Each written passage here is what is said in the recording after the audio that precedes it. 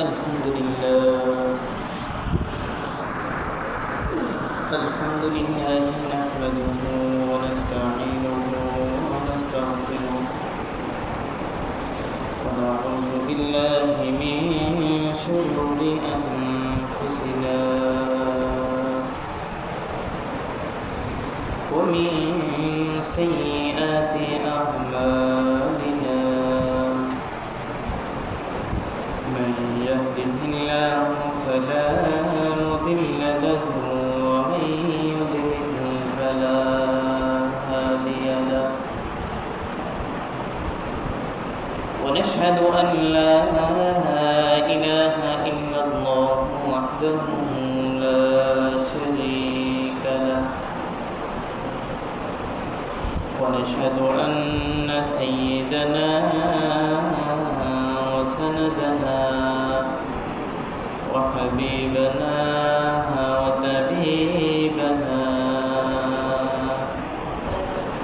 وطبيب قلوبنا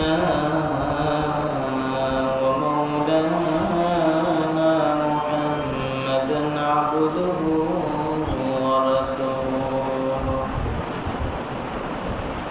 الذي أرسله تعالى بالحق بشيرا ونذيرا وداعيا إلى الله بإذنه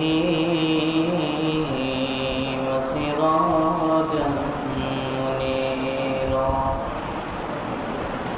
أما بعد فقد قال الله تعالى في كلامه المجيد وفرقانه الحميد أعوذ بالله من الشيطان الرجيم بسم الله الرحمن الرحيم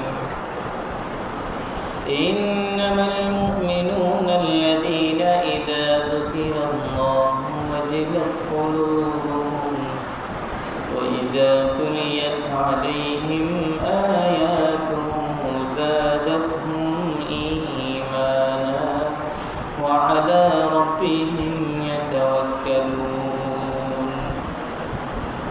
وقال تعالى في شان حبيبه إن الله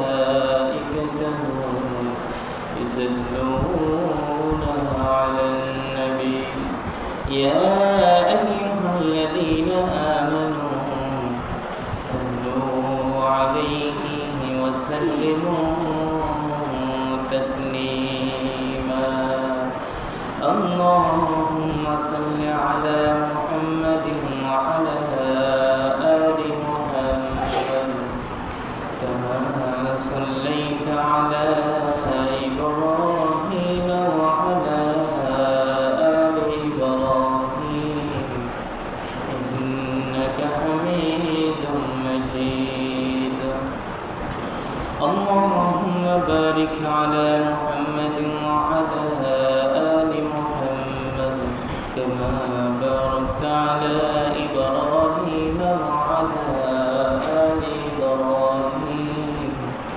إنك حميد مجيد زيارت ہے مدینہ کی زیارت ہے مدینہ کی دل میں ہے تمنا یہی ہے میرے پاس سفر کا سمانا بلغ العلا بجماله كشف الدجى بجماله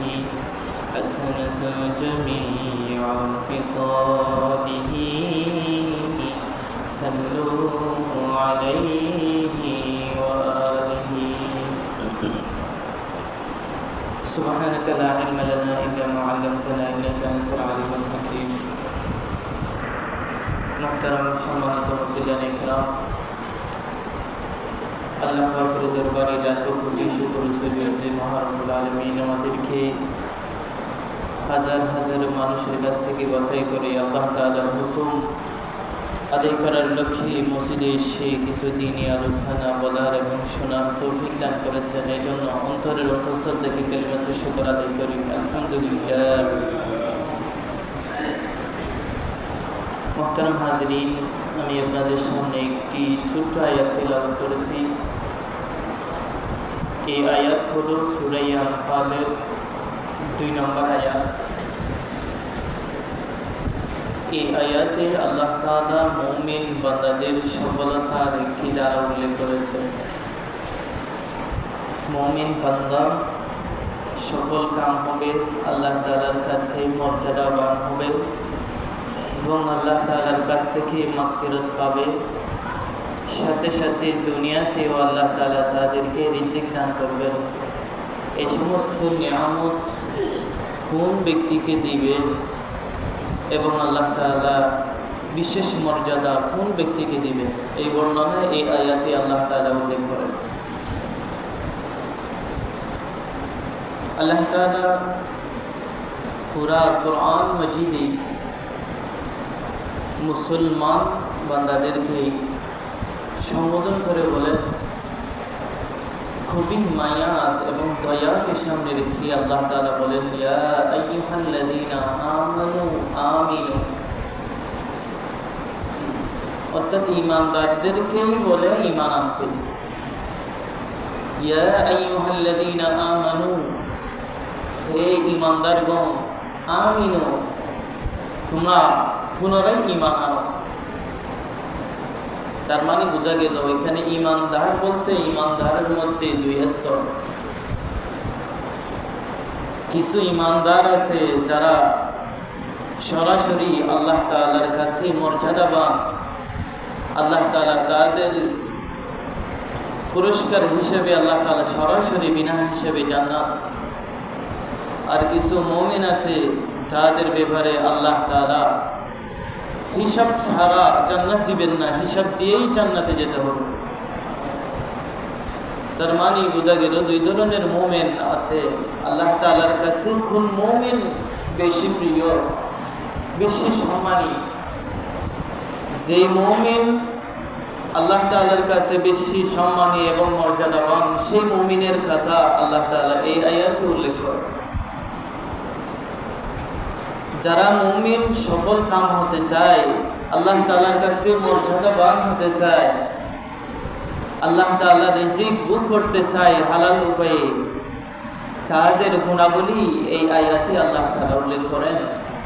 আল্লাহ তাআলা বলেন, ইন্নামাল মুমিনুনা আল্লাযীনা ইযা যুকিরাল্লাহু ওয়াজিলাত কুলুবুহুম ওয়া ইযা তুলিয়াত আলাইহিম আয়াতুহু যাদাতহুম ঈমানা ওয়া আলা রাব্বিহিম ইয়াতাওয়াক্কালুন। এই আয়াতে আল্লাহ তাআলা মুমিনদের 3টি গুণ উল্লেখ করেন। এরপরের আয়াতে আল্লাযীনা ইউকিমুনাস সালাতা ওয়া মিম্মা রাযাকনাহুম ইউনফিকুন, এই আয়াতে আরো 2টি গুণ উল্লেখ করেন। মোট মুমিন, সফল মুমিন হতে হলে 5টি গুণ অবশ্যই থাকতে হবে। এরপরে আল্লাহ তাআলা পুরস্কার স্বরূপ 3টি পুরস্কারের ঘোষণা করেন, উলাইকা হুমুল মুমিনুনা হাক্কান লাহুম দারাজাতুন ইনদা রাব্বিহিম ওয়া মাগফিরাতুন ওয়া রিজকুন কারীম। আল্লাহ তাআলা সেই মুমিনদের জন্য 3টি পুরস্কার আল্লাহ তাআলা ঘোষণা করেন। এই 3টি পুরস্কার পাওয়ার জন্য কোন শ্রেণীর মুমিন হওয়া দরকার, সেই ব্যাপারে আমাদের বোঝা দরকার। আল্লাহ তাআলা বলেন, মুমিন যদি হতে হয় সর্বপ্রথম একটি গুণ আমাদের মাঝে থাকতে হবে। সেই গুণ হলো আল্লাযীনা ইযা যুকিরাল্লাহু ওয়াজিলাত কুলুবুহুম, যাদের সামনে আল্লাহ তাআলার নাম উচ্চারণ করা হবে, আল্লাহ তাআলার জিকির করা হবে, যাদের সামনে আল্লাহ তাআলার বড়ত্ব বর্ণনা করা হবে, তার অন্তর যদি আল্লাহ তাআলার নাম শুনে, আল্লাহ তাআলার জিকির শুনে অন্তরে কম্পন সৃষ্টি হয়, তাহলে বোঝা যাবে সেই ব্যক্তি সফল মুমিন। অর্থাৎ আল্লাহ তাআলার নাম শোনা মাত্রই যদি অন্তরে কম্পন সৃষ্টি হয়, কাঁপুনি সৃষ্টি হয়, তাহলে বোঝা যাবে তার অন্তর মুমিনের অন্তর।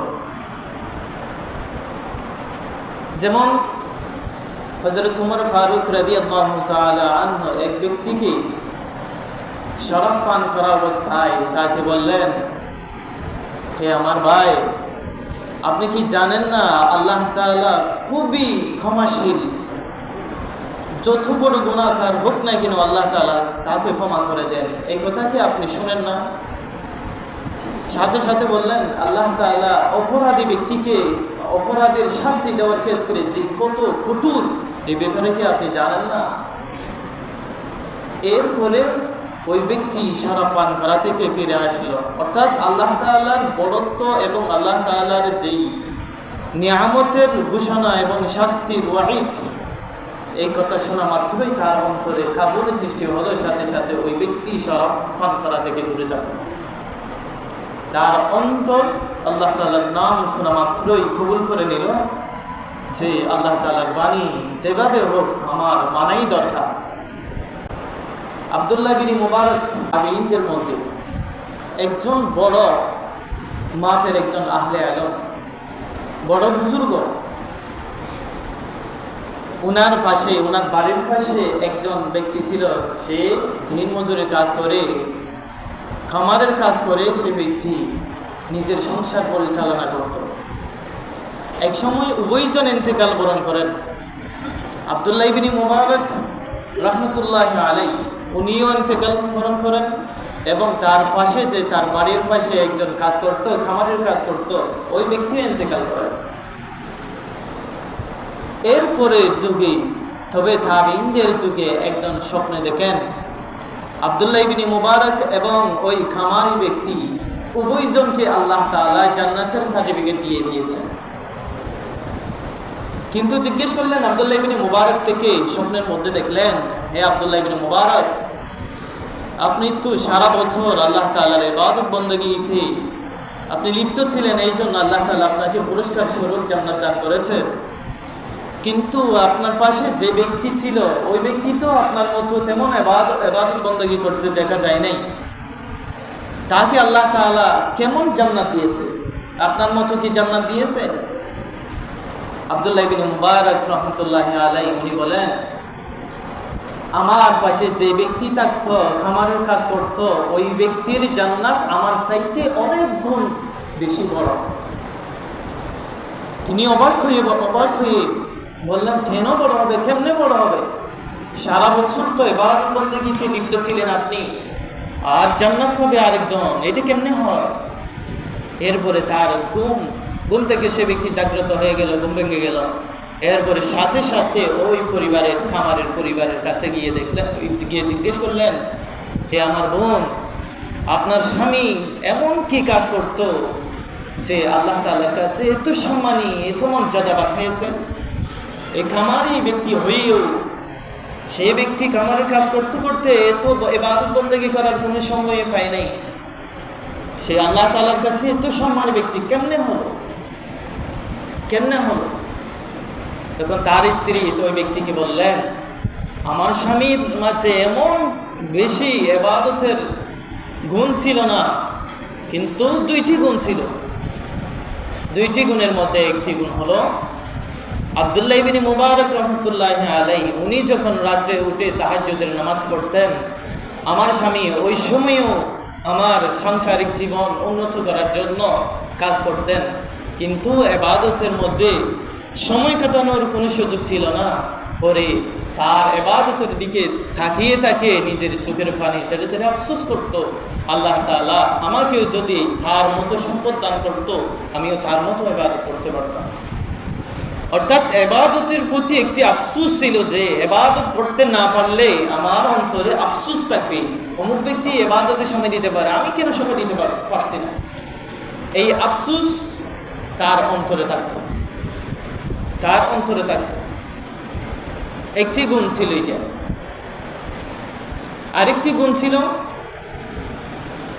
ওই খামারি যখনই আল্লাহ তাআলার বাণী, আল্লাহ তাআলার আওয়াজ শুনবে, আল্লাহ তাআলার ডাক শুনবে, অর্থাৎ আজানের ধ্বনি শুনে, ওই সময় কামারের কাজ করার সময় যখন হাতুড়ি মাথার উপরে উঠায়, যখনই আজানের আওয়াজ শুনে হাতুড়ি যেভাবে উঠে ওইদিকে পিছনে পড়ে যায়, এরপরে আর সামনে আসে না, হাতে আর ঘাম আসে না, সাথে সাথে আল্লাহ তাআলার ডাকে ছাড়া দেওয়ার জন্য মসজিদে চলে আসতেন। এই গুণ ছিল তার। একটি গুণ ছিল ইবাদতের প্রতি আফসোস, লোভ লালসা, ইবাদত করার জন্য লোভ লালসা ছিল। আর একটি গুণ ছিল আল্লাহ তাআলার ধ্বনি, আল্লাহ তাআলার কালাম শোনা মাত্রই তার অন্তরে কাঁপুনি কম্পন সৃষ্টি হতো। এই কারণে, এই দুইটি কারণে আল্লাহ তাআলা তাকে এত মর্যাদাবান, এত সম্মানী হিসেবে আল্লাহ তাআলা তাকে সম্মান দিয়েছেন। তার মানে বোঝা গেল, যার অন্তরে আল্লাহ তাআলার ভয়, আল্লাহ তাআলার ডর থাকবে, তার অন্তর অবশ্যই আল্লাহ তাআলার নাম শোনা মাত্রই কাঁপুনি সৃষ্টি হবে আর কম্পন সৃষ্টি হবে। যার অন্তরে আল্লাহ তাআলার বাণী শোনার পরেও নিজের কাজে লিপ্ত থাকি, নিজেই দোকানে পাশে বসে থাকি, অন্তরে এই কথা সাক্ষী দেয় না যে আল্লাহ তাআলার ডাকে তো আমাদের যেতে হবে, আজান তো হয়ে গেছে, নামাজ তো পড়তে হবে, এই কথা যদি অন্তরে না আসে, বুঝতে হবে সফল মুমিনের গুণ আমার বলতে এখনো আসে না।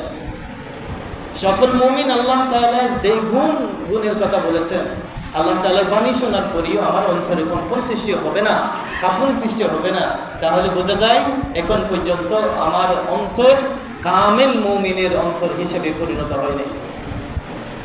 এই জন্য সবসময় চিন্তা করতে হবে আল্লাহ তাআলার নাম শোনার পরে কেমনে আমার অন্তর জাগ্রত হয়, এই চেষ্টা আমাদের থাকতে হবে। সবসময় সজাগ থাকতে হবে আল্লাহ তাআলার বাণীর সাথে সাথে, শোনার সাথে সাথে, যাতে আমরা ছাড়া দিতে পারি। মুহতারাম হাজিরিন, আল্লাহ তাআলা মুমিনদের একটি গুণ বলেছেন, ইযা যুকিরাল্লাহু ওয়াজিলাত কুলুবুহুম, আল্লাহ তাআলার বাণী শোনার সাথে সাথে যার অন্তরে কাঁপুনি সৃষ্টি হবে, ওই ব্যক্তি সফল মুমিন। আর দ্বিতীয় গুণ হিসাবে আল্লাহ তাআলা উল্লেখ করেছেন, وَإِذَا تُلِيَتْ عَلَيْهِمْ آيَاتُهُ زَادَتْهُمْ إِيمَانًا, যার সামনে আল্লাহ তাআলা যখনই আল্লাহ তাআলার বাণী তেলাওয়াত করা হবে, কোরআনের বাণী তেলাওয়াত করা হবে, কোরআনের বিধান চর্চা করা হবে, ওই ব্যক্তির ঈমান আরো বৃদ্ধি পাবে। ওই ব্যক্তির ঈমান যদি আরো বৃদ্ধি পায়, তাহলে বোঝা যাবে ওই ব্যক্তিও সফল মুমিনের অন্তর্ভুক্ত। হযরত উমর ফারুক রাদিয়াল্লাহু তাআলা আনহু ইসলাম ধর্ম গ্রহণ করার আগে ইসলামের এত শত্রু ছিল, অন্য কেউ এত শত্রু ছিল না। হযরত উমর ফারুক ইসলাম ধর্ম গ্রহণ করার আগে খুবই কঠোর, এমনকি যে সাহস দেখিয়েছেন হযরত মুহাম্মদ সাল্লাল্লাহু আলাইহি ওয়াসাল্লামকে হত্যা করার মতো পায়, তারা উনি হযরত উমরই সৃষ্টি করেছিলেন। ওই সময় যখন হযরত উমর ফারুক রাদিয়াল্লাহু তাআলা আনহু ইসলাম ধর্ম গ্রহণ করার আগে রাসূলুল্লাহ সাল্লাল্লাহু আলাইহি ওয়াসাল্লামকে হত্যা করার জন্য বের হওয়ার সাথে সাথে রাস্তার মধ্যে এক সাহাবীর সাথে সাক্ষাৎ। তাকে তিনি জিজ্ঞেস করলেন, হে উমর, তুমি কোথায় যাও? তুমি কোথায় যাও? এত রাগান্বিত হয়ে তলোয়ার হাতে নিয়ে কোথায় যাও? উমর রাদিয়াল্লাহু তাআলা বললেন, আপনাদের যে ইসলামের নবী বলে দাবি করেন মুহাম্মদ, ওই মুহাম্মদ আমাদের ধর্ম নিয়ে কটূক্তি করেছে, তাকে হত্যা করার জন্য বের হয়েছি। উমরের বাণী এটা। উমর রাদিয়াল্লাহু তাআলা আনহুকে ওই সাহাবী বললেন, হে উমর, যে ইসলামকে ধ্বংস করার জন্য তুমি বের হয়েছো, যে ইসলামের নবীকে তুমি হত্যা করার জন্য বের হয়েছো, আগে তোমার ঘরের দিকে তাকাও। তোমার বোন ফাতেমা এবং তার স্বামী একই সাথে যে মুহাম্মদ সাল্লাল্লাহু আলাইহি সাল্লামের কাছে গিয়ে ইসলাম ধর্ম গ্রহণ করেছে, তোমার খবরই নেই।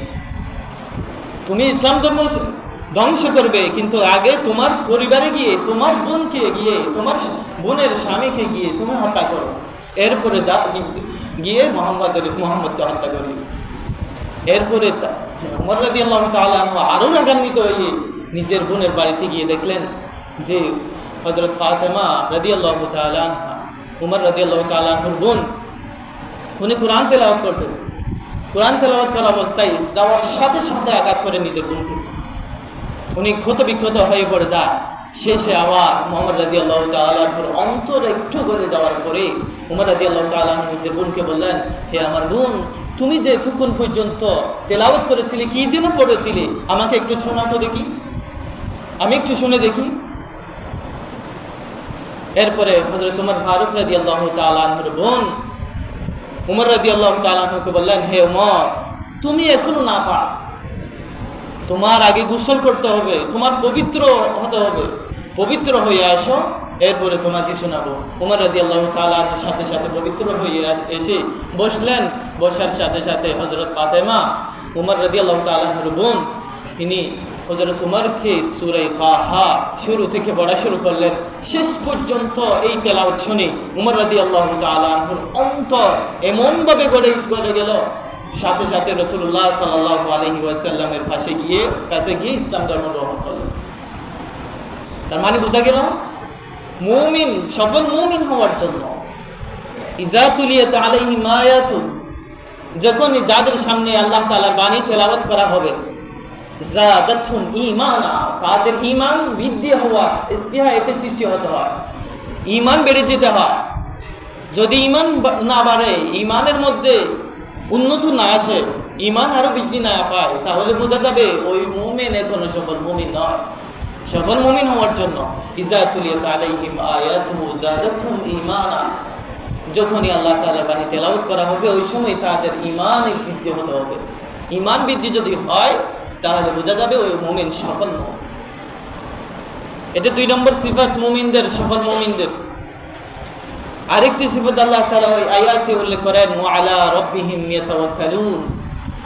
সফল মুমিন, মর্যাদাবান মুমিন যদি হতে চান, তাহলে সব কাজে, সব ক্ষেত্রে আল্লাহ তাআলার উপর তাওয়াক্কুল, ভরসা করতে হবে। সব কাজে আল্লাহ তাআলার উপর ভরসা করতে হবে।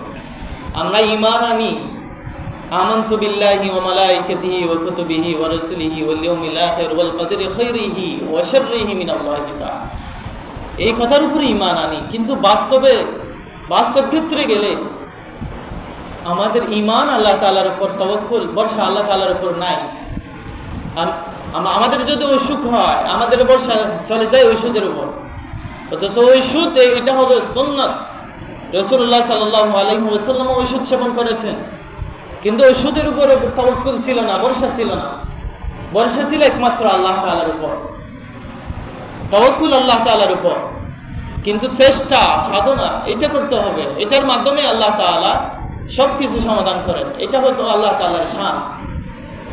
আমার আয় রোজগারে বরকত, আমার রিজিক, আমাকে টাকা পয়সা, ধন সম্পদ, এগুলো আল্লাহ তাআলা দিবে। আল্লাহ তাআলার উপর যদি আমরা ভরসা করি, তার মানে একেবারে বসে হাত গুটিয়ে বসে থাকা, এটা তাওয়াক্কুল নয়। তাওয়াক্কুল হলো আগে তাকবীর করতে হয়, তাকবীর, এরপরে তাওয়াক্কুল। আমি একটি কাজ করব, কাজ করার সাথে সাথে এই কাজের ফসল আসবে আল্লাহ তাআলার পক্ষ থেকে। অনেক মানুষ আছে শ্বাস করে, সারা বছর শ্বাস করে, কিন্তু দান পায় না। সে পায় সোয়া, দানের সোয়া ছাড়া কিছু নাই, অল্প দূরে দান পায়। কেন? ওই সময়ও আল্লাহ তাআলার উপর ভরসা নাই। তার উপর ভরসা আল্লাহ তাআলা থাকতে হবে। আমি শ্বাস করব, আমি মেহনত করব, আমি চেষ্টা করব, কিন্তু ফসল দিবে আল্লাহ তাআলা, সবকিছু দিবে আল্লাহ তাআলা। আল্লাহ তাআলার পক্ষ থেকে সবকিছু হয়। এই আস্থা, বিশ্বাস আল্লাহ তাআলার উপর থাকতে হবে। এই তাওয়াক্কুল যদি না থাকে, তাহলে বুঝতে হবে সফল মুমিনের অন্তর্ভুক্ত নয়। সফল মুমিনের অন্তর্ভুক্ত হতে হলে সব কাজে আল্লাহ তাআলার উপর ভরসা রাখতে হবে, সব কাজে। এমনকি রাসূলুল্লাহ সাল্লাল্লাহু আলাইহি ওয়াসাল্লাম যখন মক্কা থেকে মদিনা হিজরত করেন, হিজরতের সময় রাস্তার মাঝখানে একটি গর্তের মধ্যে নিজেকে আত্মগোপন করেন, শত্রুদের আক্রমণ থেকে বাঁচার জন্য আত্মগোপন করেন। ওই সময় শত্রুরা খুঁজতে খুঁজতে ওই গর্তেই চলে যায়। রাসূলুল্লাহ সাল্লাল্লাহু আলাইহি ওয়াসাল্লাম সাথে ছিলেন আবু বকর রাদিয়াল্লাহু তাআলা, তারা উভয়জন ওই গর্তে ছিলেন। কিন্তু হযরত আবু বকর রাদিয়াল্লাহু তাআলা একটু ভয় তার অন্তরে অনুভব হলো, শত্রুরা যদি আমাদেরকে পায়, আমাদেরকে তো আক্রমণ করবে। এই বই যখন রাসূলুল্লাহ সাল্লাল্লাহু আলাইহি ওয়াসাল্লাম দেখেছেন, হযরত আবু বকর রাদিয়াল্লাহু তাআলা আনহুকে রাসূলুল্লাহ সাল্লাল্লাহু আলাইহি ওয়াসাল্লাম সান্ত্বনা দিয়ে বললেন, হে আবু বকর, লা তাহজান ইন্নাল্লাহা মা'ানা, তুমি ভয় করো না, আল্লাহ আমাদের সাথে আছে, আল্লাহ আমাদের সাথে আছে। সাথে সাথে ওই গর্তে মাকড়সার মাধ্যমে ওখানে জাল তৈরি হয়ে গেল। শত্রুরা মনে করলো যে এই গর্তে তো কেউ না, এই গর্তে যদি কেউ থাকতো অবশ্যই এখানে মাকড়সার জাল থাকতো না। তারা ওইখানে না খুঁজে চলে যায়। এটা আল্লাহ তাআলার উপর ভরসা, আল্লাহ তাআলার উপর তাওয়াক্কুল। তাওয়াক্কুল যদি আল্লাহ তাআলার উপর থাকে, আল্লাহ তাআলা সব কিছু আল্লাহ তাআলা নিজ হাতে মুহাইয়া করে দেবেন সব কাজ। ভরসা শুধু আল্লাহ তাআলার উপর থাকতে হয়, তদবিরও থাকবে, সাথে সাথে তাওয়াক্কুলও থাকবে। এই তাওয়াক্কুল যদি না থাকে তাহলে বুঝতে হবে আমরা সফল মুমিন নয়। সফল মুমিন হতে হলে তাওয়াক্কুল অবশ্যই থাকতে হবে। এই তিনটি গুণ আল্লাহ তাআলা এই আয়াতে উল্লেখ করেন। এরপরে আয়াতে আল্লাহ তাআলা আরো দুইটি গুণ উল্লেখ করেছেন। এটা হলো আল্লাযীনা ইউকিমুনাস সালাহ ওয়া মিম্মা রাযাকনাহুম ইউনফিকুন। যারা নামাজ কায়েম করে, সময় মতো নামাজ কায়েম করে, ইকামতে সালাত করে, অর্থাৎ যেই ওয়াক্তের নামাজ সেই ওয়াক্তে আদায় করে, এরপরে আল্লাহ তাআলার সম্পদ থেকে যারা ব্যয় করে, খরচ করে, এই গুণ যার মধ্যে থাকে তারাও সফল কাম। সফল মুমিন হতে হলে নিয়মিত নামাজ পড়তে হবে, সময় মতো নামাজ পড়তে হবে। ওই জুহাদ দেখিয়ে নামাজকে পিছনে নিয়ে যাওয়া অথবা নামাজকে কাজা করে দেওয়া, এটা ঠিক না। সফল মুমিন হতে হলে নামাজের ওয়াক্ত আসার সাথে সাথে নামাজ আদায় করে নিতে হবে। এরপরে আল্লাহ তাআলার নিয়ামত, যে আল্লাহ তাআলা নিয়ামত দিয়েছেন, ওই নিয়ামত থেকে খরচ করতে হবে। আল্লাহ তাআলা বলেন লান তানালুল বিররা হাত্তা তুনফিকু মিম্মা তুহিব্বুন। সফল মানুষ, ভালো নেককার বান্দা অতক্ষণ পর্যন্ত হতে পারবে না যতক্ষণ পর্যন্ত নিজের প্রিয় জিনিস থেকে খরচ করবে না, ব্যয় করবে না, অতক্ষণ পর্যন্ত ভালো নেককার বান্দা হতে পারবে না। আল্লাহ তাআলা যাদেরকে নিয়ামত দিয়েছেন, নেককার মানুষদেরকে নিয়ামত দিয়েছেন, ওই নিয়ামত থেকে অন্য মানুষ উপকার পাওয়ার জন্য আল্লাহ তাআলা সেই নিয়ামত দিয়েছেন।